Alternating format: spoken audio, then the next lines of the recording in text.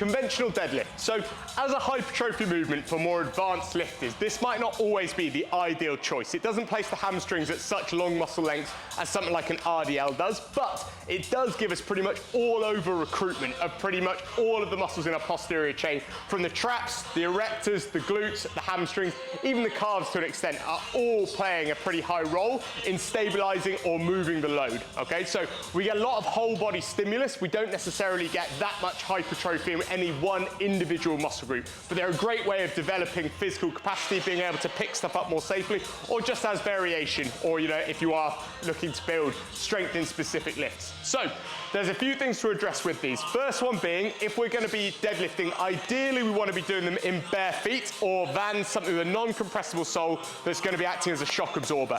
Usually we want to be wearing straps because it allows us to have a symmetrical setup. If we're going for an over-under grip, this is very likely to cause either bicep tears, or it's going to be more likely to lead to imbalances down the line if you're doing it over a long period of time.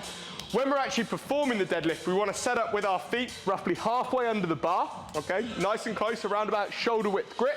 And then we want to be thinking about first digging our feet into the floor, getting rid of our shoulder blades, so we're pulling that bar tight in against the shins. Take a deep breath.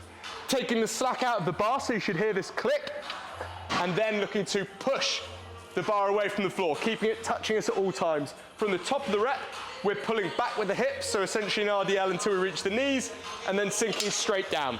Then we reset, pull the bar, push the floor away.